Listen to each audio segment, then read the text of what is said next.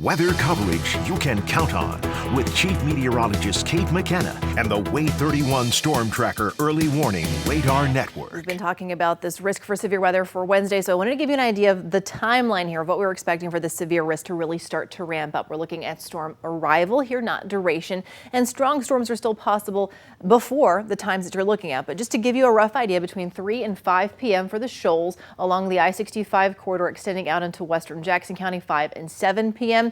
and then out towards Sand Mountain between 7 and 9 p.m. But we can still have strong storms, even severe storms in play all the way through early Thursday morning. So bear that in mind here. This is what it looks like all across North Alabama on the Wave 31 Thompson Roofing and Construction Skycam network. A couple of sun breaks here and there, but it's not the sunshine that's brought those temperatures back into the 70s again today. It's been the wind still mainly out of the south. Very humid and very warm for this time of year, setting the stage for that severe threat that is really going to materialize. Remember, tomorrow, not so much tonight. We've just got some showers showing up on the Wave 31 Storm Tracker Early Warning Radar Network. The showers that we have been following here, moving out of Alabama, pushing up into Lincoln County, Tennessee, are starting to fade just a little bit. And I've also noticed a few more showers just west of 43 here, so out into Colbert County, parts of Franklin County. Again, just spotty showers. But the showers are going to increase in coverage as the night goes on. And as tomorrow goes on, showers become thunderstorms, become severe thunderstorms. Temperatures tonight, they are staying mild. 7 o'clock tomorrow morning, we are still only in the mid 60s, and then we get into the lower 70s by the afternoon. So plenty of daytime heating here, plenty of moisture and fuel for these thunderstorms to work with. And as we go through the night, we're going to have a cold front moving through. So that's kind of the focusing mechanism for these storms. And here's the outlined risk area. Again, all of North Alabama included in that slight risk, the 2 out of 5 on the scale.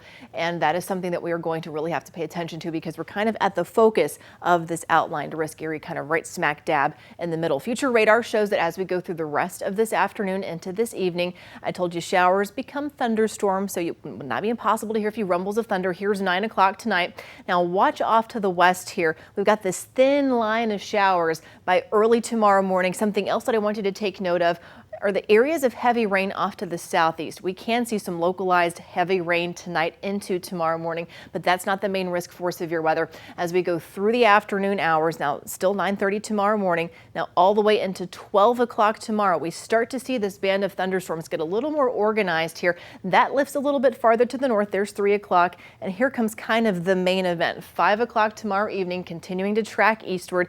I'm still seeing in this data source every once in a while a little bit of spin showing up in this line, at least represented by the future radar side of things. 7 o'clock now to 9 o'clock, storms still continuing to track off towards the east, and we'll still have storms in play. There's midnight now all the way into early Thursday morning. That's finally when things start to quiet down a little bit. So the risks that we're tracking for you, a few tornadoes, not impossible. It's a lower risk than the risk for damaging wind, but there's also the risk for localized flash flooding. So bear that in mind. Again, remember that tornado threat is going to continue through the overnight into early Thursday. So have a plan before you head to bed. For Saturday, just a brief overview here. Once again, we are smack dab in the middle of this outlined risk from the Storm Prediction Center. It's still several days away, 4 days away. In fact, this forecast will likely change, but I want you to keep an eye on New Year's Day as well, because all of North Alabama is included in that severe risk. As far as rainfall totals go, we've got quite a bit of rain in our forecast. Just over the next 24 hours, looking at about 1 inch of rain. Some localized amounts here, closer to 4 inches will be possible for the next 7 days. And your 7-day forecast shows that it is much quieter by the end of the weekend, much colder as well. We'll be right back.